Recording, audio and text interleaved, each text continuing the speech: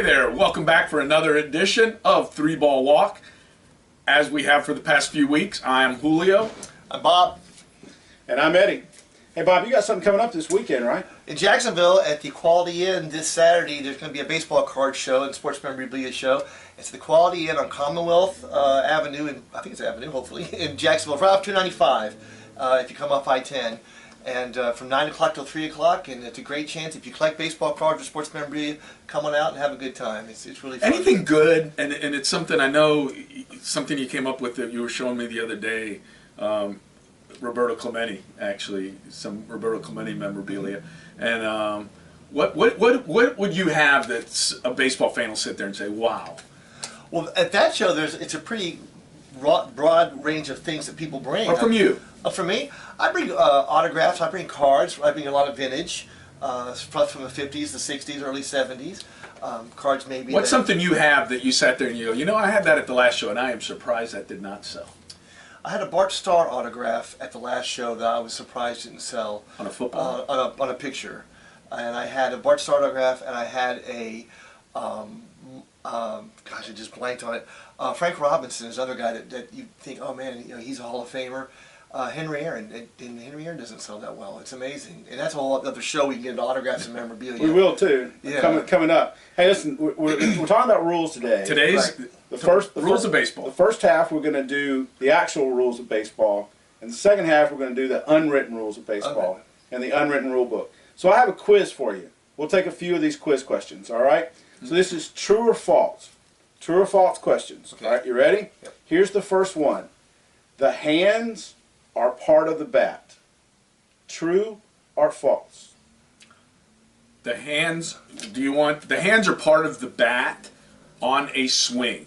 If you swing at the ball and it hits you in the hands, it is a foul ball. If you are back and it hits you on the hand, it is a hit by pitch. Interesting. I didn't know that. I would say that there is a hit by pitch. I would think it was not part of the bat. That is correct, although it is the umpire's assessment of whether you were actually swinging or stopping. The hand is part of the body. It is not part of the bat. So if you were to be swinging, for instance, and you check swing and the ball hits your hand and goes into fair territory, it's not a fair ball. It's a dead ball hit by pitch. You get first base. But if the umpire deems that you are swinging, it is a strike and a fair ball if it goes into fair play, and you've got to run it out. Play goes on as continued. So that's good. 1-0. 1-0. Okay. All right. Second rule. Ball hits the plate. Fair or foul? I'll let you go first on If this the ball one. hits the plate? Hits home plate. Swing. The batter swings. Ball goes down. Hits the plate. Fair or foul? The batter makes contact with the ball? Yes. Foul ball. The plate is in fair territory. If the ball stays on home plate, it's a fair ball. If it hits the plate and goes into foul territory, it is a foul ball. If it hits the plate and goes into fair territory, it is a fair ball. 2-0. You're not doing very well. Well, I said the hands weren't part of the bat. Yeah, you're 2. It's 1-1. No, it's 2-0. I don't know how Help you me get out that. of here. It's like, no. If this is the plate, the baseline actually comes right to the point of home plate. So home plate actually is in fair territory. In fair territory. Always in fair territory. But you said the hands weren't part of the bat.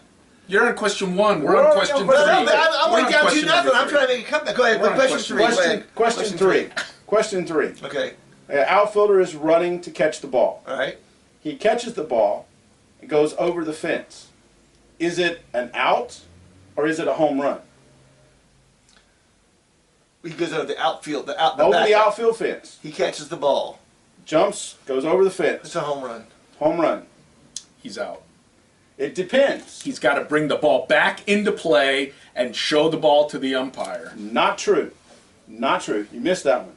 If his foot is on the turf when he catches the ball, he can take the ball out. He's still out as long as he holds on to the ball. He's got to bring it back into play. He does not have to bring it back into play. The ball is dead when it's caught and goes over the fence.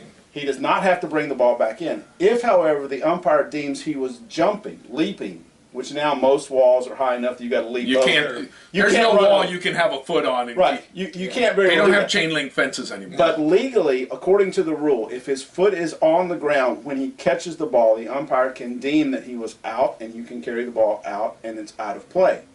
Now, if he goes over the fence and he lands on his feet, he can make a play with the ball. The ball is not dead. So if there were a chain link fence, as in the old days, this is a rule from a long time ago that needs to be changed, he could jump over the fence, make the play, turn around, throw the guy out at first base and have a double play, as opposed to now if he lands on the ground, it is a dead ball, and he could not. Even in the old days, he could not do that. Okay? So if he jumps and catches and goes over? Home run. He must have a foot in play when he catches the ball, on the ground. Okay? Fourth rule. It is always illegal to run the bases backwards. True or false? True. You can run the bases. You just have to retrace. You have to retrace your steps. That is correct. But it is illegal to run the bases backwards if you're trying to make a mockery of the game or to trick the opponent. But if there's a fly ball, if I hit and run, right, I'm running from first, I get to second, maybe I'm all the way to third on a long fly ball down the line, and the guy dives and catches it, and I have to go back to first base. I have to retrace the bases. Sure. So technically I have to run the bases backwards. Right. But if I'm trying to make a mockery of the game, which was done in the early 20s, by the way, and that's when the rule was put in place. What people would do, actually, is you'd have men on second and third, and a guy at second would try to steal first to try to draw a throw so your guy could score from third. It only happened a few times in Major League Baseball, and the second time that it happened was the next day they made the rule. When I was in San Antonio, working in San Antonio AA baseball, we had Wilton Guerrero, whose younger brother Vladimir, I know him. Possible future Hall of Famer Should be we a were Hall of talking Famer, about. And on that list that we were coming up with of Hall of Famers that aren't in the Hall of Fame. Wilton was, if you remember with the Dodgers, he was Rookie of the Year, #1 prospect going into the, I want to say, 97 season or so. This year he led the Texas League in hitting until the last day and was passed by Johnny Damon. Johnny Damon won the hitting title in '95 Texas League, and Wilton finished second. But Wilton was on first, stealing the base, runs around second, he's almost to third, center fielder catches the ball deep in the gap, and Wilton cuts right across the middle of the infield over the pitcher's mound back to first base. And that is a rule that you've known since you were, and here it is, a professional baseball player, and the press box, I don't think, it's one of the funniest moments I think ever, but he's at third base, the ball gets caught, and it's like, oh my, I got to get back, and he runs right over the middle of the mound. Did he make it back before the throw? It didn't matter. Did he make it back before the throw? He did. Did they throw the ball to first base? They tagged him and he was out because he never retouched second base on his way back to first. True. All they had to do was step on the base, actually, and he would have been out. Okay, so couple more. This play happens. A line drive is going in the gap. It hits the ground. It's bouncing. The center fielder knows he can't get to the ball, takes his glove, throws it at the ball, and strikes the ball. What is the rule? You get an extra base. You cannot use your glove, and well, tell us the rule first. The rule actually is not an extra base. It is a standard triple. You get 3 bases for that. Now, if he throws the glove and misses, the ball's just in play. Correct. Any part of the uniform, if he throws his hat, if he were to somehow throw his jersey and it hits it. We were talking today at lunch. We were sitting there talking, and forgive me because I don't. It was either Mike Scioscia or Steve Yeager, but it was the Dodgers, and Tommy Lasorda was managing. Man at third, tie game, extra innings, ball in the dirt. The ball gets away from the catcher right over there. He takes off his mask to look to see the guy wasn't coming, and then he took his mask and reached over and just pulled the ball to him, got it, threw it back to the pitcher. Run scores. Game over. They get the extra base because he used his mask, and that's the same thing as using your glove. But that's not a hit ball. That is a ball that's in play, but it's not a hit ball. A struck ball, and you touch it with any part of your uniform other than your glove on your hand, is a triple. Yeah, but this was, the Dodgers lost the game on pulling the ball back to... I can imagine. Okay, got one more for you. All right. One more. This is an obscure rule, okay? Is it legal to station a fielder in foul territory other than the catcher? No. You need to start with 8 players, and Right. when the ball is pitched, 8 players must be in fair territory. That's right. That is a rule. Right. But you know why that's a rule? Because they would put people in the outfield in home run territory. Oh, but your feet have to start back. Yeah, I would think it would be because you're putting people on the other side of the fence. No, that's not the real reason. In the 1800s, back when, before any of us were ever thought of, Right. when baseball started, the rule was if a ball was struck in the infield and it's hit anywhere fair in the infield, it was always a fair ball, even if it rolled foul.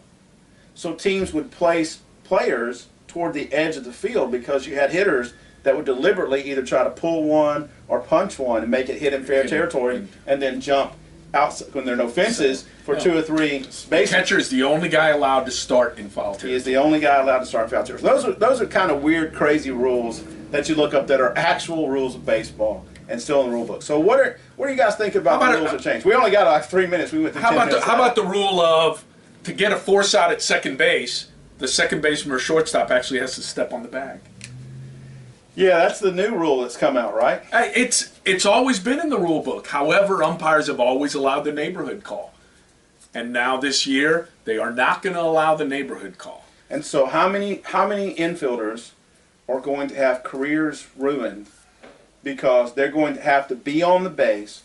And then, remember he changed the rule not too long ago about making the guy slide to the bag to avoid contact with middle infielders. Sure. But now you're telling the middle infielders, you've got to go to the spot where we're sending the runner in order to be there. I totally disagree with you, Eddie, on this, and I'll tell you what is the runner's job? What is his requirement, and what is he attempting to do in the game? Well, In the game, what is he trying to do? If the ball's hitting the outfield, if whatever. he's trying to advance to the next He's trying to base. advance to the next base. Sliding 10 feet outside of the bag is not advancing to the... And it used to be if you could at least reach the bag. But now is if the intent is to go after the guy and you're not trying to, then you're going to be called out. Okay. What is the fielder's thing? He has to get the force out. In my opinion, we talked about this last week when... Off camera. Yeah, the minute off camera when the show was over and we were discussing different rules, I'll tell you, the minute the instant replay rule came into effect, the neighborhood play for all its purposes was out the window. And they're making such a big thing right now. But right now, if I think it's neighborhood, and managers won't do it because they don't want to push the button, but all of a sudden the first umpire, the first manager that comes out and says, he did not step on, he was not on second base with the ball, and they take it to the replay booth, and they see he's a neighborhood guy, the umpire's coming back saying, safe, he was not on the bag. I don't mind the area, I don't mind the neighborhood. Just be in the zip code for me, because there's some guys that are so far off the base. You know, sometimes back in the old days when you'd be like, "Come on." Surely, but back then, I mean, as a middle infielder, you had to just be in the zip code because, as we posted on our Facebook page in 1972, that wasn't even a slide. That was a cross body block. And the comments were,